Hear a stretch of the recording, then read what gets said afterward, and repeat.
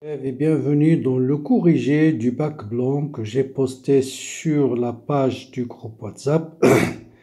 Dans cette partie, je vais corriger la partie chimie et bien sûr, je vais enchaîner dans les prochaines vidéos pour le corriger de la partie onde nucléaire, ensuite la partie électricité et enfin la partie mécanique.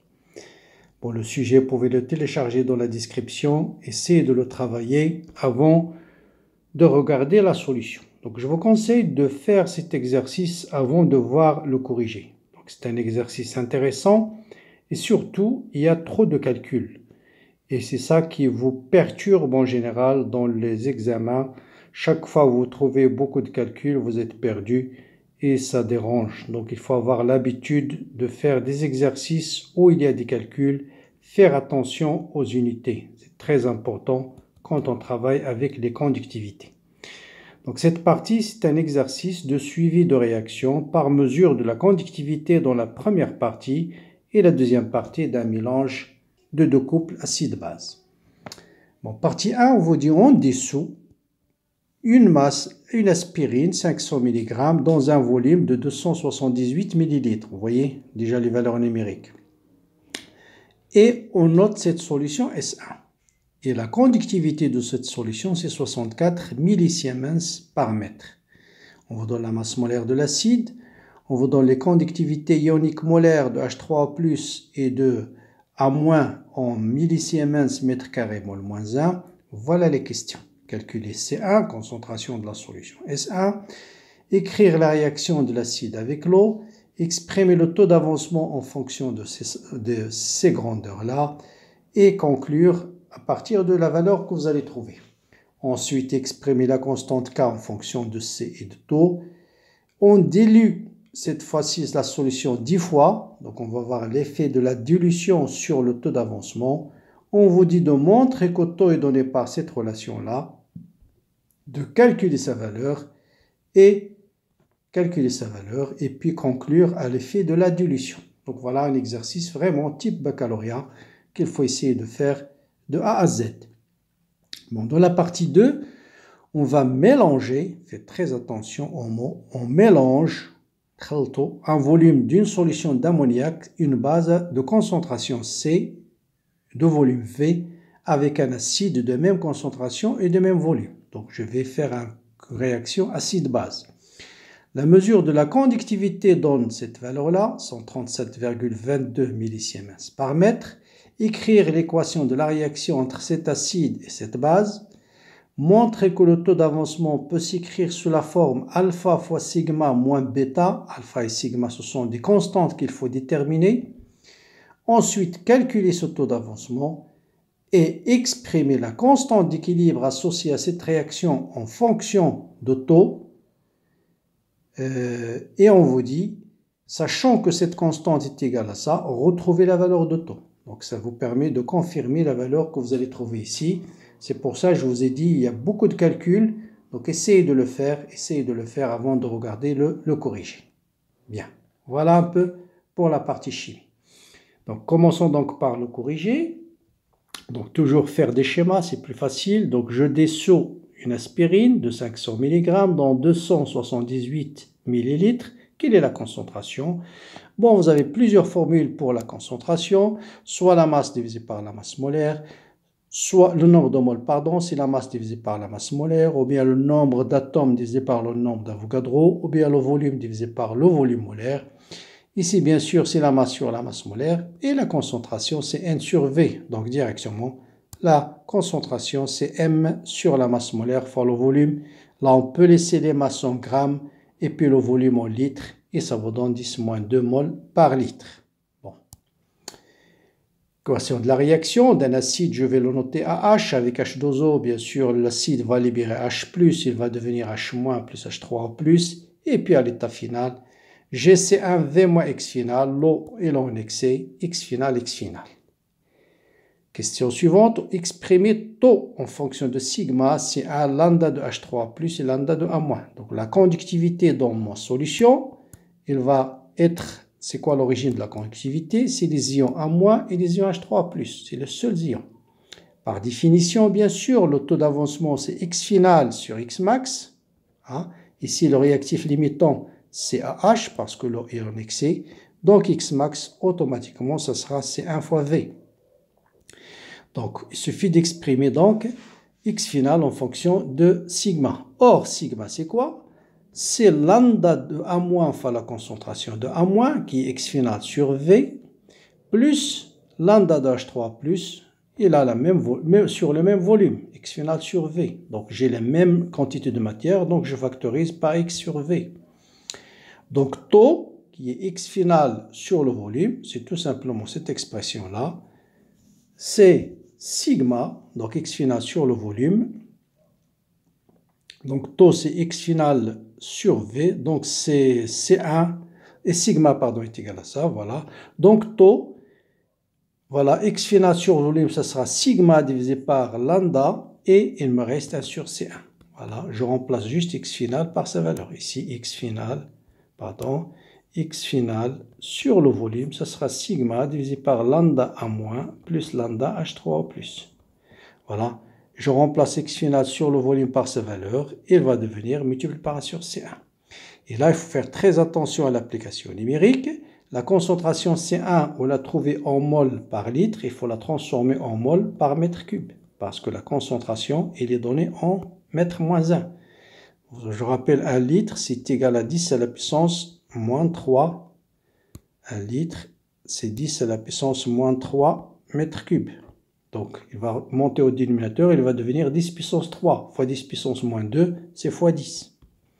Voilà, et ça va vous donner un taux d'avancement de 0,165, c'est-à-dire 16,5%. Très bien. Tout ça, pour le moment, c'est des classiques. Conclure, bien sûr, vous voyez un taux qui est très petit devant 1, donc c'est une réaction très limitée. Bon, quelle est la constante d'équilibre en fonction de taux? Là aussi, c'est classique. Réaction d'un acide avec l'eau, c'est concentration d'H3 plus au carré. Sur la concentration de l'acide, c'est C1 fois V moins X final tout sur V. Et ça vous donne C1. X final sur V, c'est la concentration d'H3 plus. Et taux, bien sûr, c'est X final. Donc taux, je rappelle taux, c'est X final sur C max, c'est 1 fois V. X final sur V, c'est concentration d'H3+. Donc, je vais remplacer concentration d'H3+, par C fois taux, sur, et là, C fois taux, et ça vous donne C1 fois taux carré sur 1 moins taux, en simplifiant par C1. Je viens de déterminer taux, on connaissait, faites l'application numérique, vous allez trouver 3,26, 10 à la puissance moins 4, bien sûr. D'accord? Ça, c'est la constante d'équilibre de cette réaction d'acide avec l'eau. Très bien. Quel est l'effet de la dilution? Donc, on va essayer de montrer qu'en diluant la solution, la concentration devient C2 et le taux d'avancement devient taux 2, bien sûr. Et on va essayer de démontrer cette relation. Donc, si vous diluez une solution, la concentration change, le taux d'avancement change, mais la constante d'équilibre, elle est indépendante de la dilution, car c'est une fonction uniquement de quoi? De la température. Donc, il suffit puisque cette relation elle est valable, quelle que soit la réaction chimique, donc si j'utilise une concentration C2, je vais avoir un taux 2, mais la même formule. Donc, je vais avoir K, c'est C2 fois taux 2 au carré sur 1 moins taux 2. Donc, je vais avoir une équation de deuxième degré en taux 2. Voilà cette équation. Le delta, c'est K carré moins 4. Moins par moins, c'est plus 4K fois C2. Donc, voilà, il est positif. Donc, cette équation admet deux solutions. Une solution, c'est moins K, moins racine de delta, ça sera négatif. Donc, on va l'éjecter et on va garder que la solution positive. Et je factorise ici par K carré sur 4. Voilà.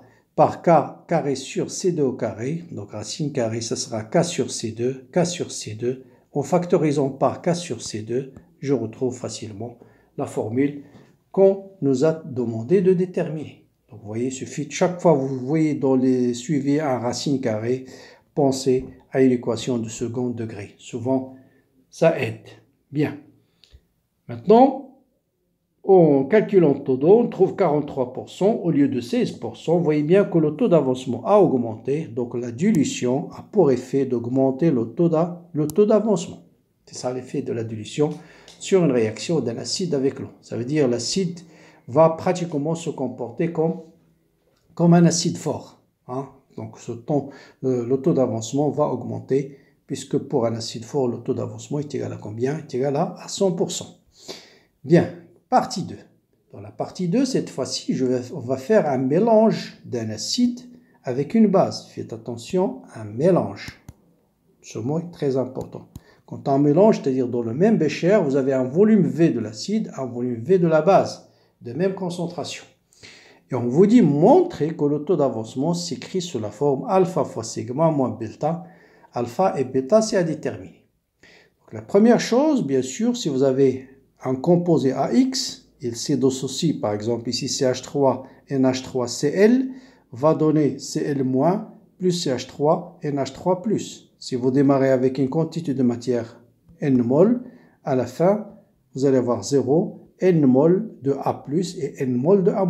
C'est-à-dire, vous allez avoir dans la solution Cl- avec une concentration, avec une quantité de matière de Cv. Autrement dit, sa concentration, s'il s'agit uniquement de la solution basique, ça sera C.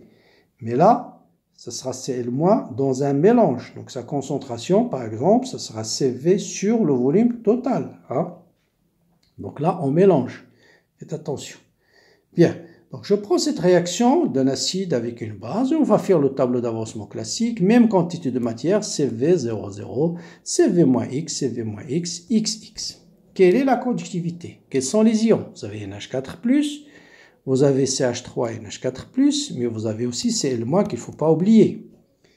Donc sigma, c'est lambda fois la concentration de ce terme, qui est Cv moins X final sur moins X sur le volume total. Faites attention, le volume total, cette fois-ci, c'est de V. Je prends un volume de NH3 que je mélange à un volume de l'acide. Concentration de Cl-, c'est la même chose, c'est Cv sur le volume total. Concentration de NH4+, c'est Cv, ou bien X, sur le volume total, à un instant T. Donc ça, c'est Cv moins X sur le volume total. Ça, c'est Cv sur le volume total. Et ça, c'est X sur le volume total. Bon, après, il suffit de remplacer et vous allez trouver facilement la formule demandée. Donc voilà, je mets 1 sur le volume total en facteur. Donc ce sera lambda 1 fois Cv moins X. Cv, je vais le noter égal à petit n. Cv, c'est petit n. Même quantité de matière de l'acide et de la base. Donc lambda 1 facteur de n moins X. Lambda 3 fois n fois Cv. Et lambda 2 fois X. Voilà. Ensuite, je garde tout ce qui est terme en X. Vous avez ce terme-là en X et ce terme-là en X. Donc, je factorise par X. Il va vous rester lambda 2 moins lambda 1. Voilà. Et puis, les termes constants, lambda 1 fois n plus lambda 3 fois n. Voilà. Donc, je factorise ici par n sur V total lambda 1 plus lambda 3. Et là, vous avez lambda 2 moins lambda 1 sur le volume total. Bien sûr, je rappelle, le volume total, c'est de V. Qu'est-ce qu'on cherche? On cherche à montrer cette relation, taux. Donc, j'ai déterminé sigma, donc je reviens à l'expression de taux.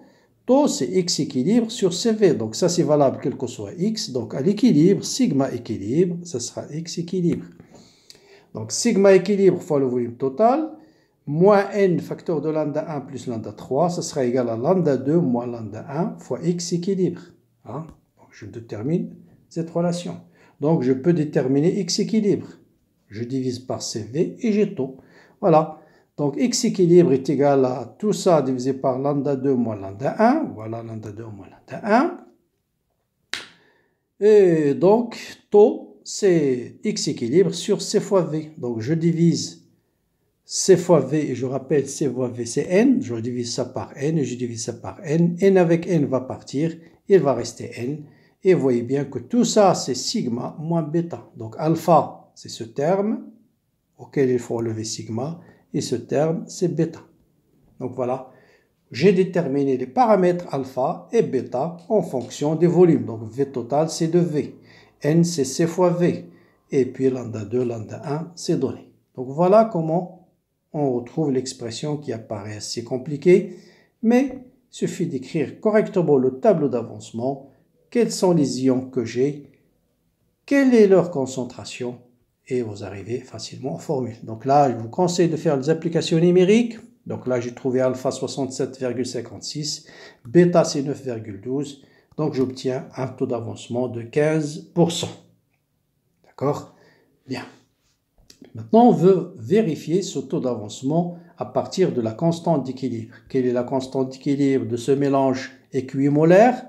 Donc vous avez XX, CV moins X, CV moins X. Donc ce sera X sur V au carré divisé, ou bien X au carré, parce que les volumes vont se simplifier. Donc la constante K, ce sera X sur V au carré sur CV moins X sur V au carré. Donc les volumes vont se simplifier.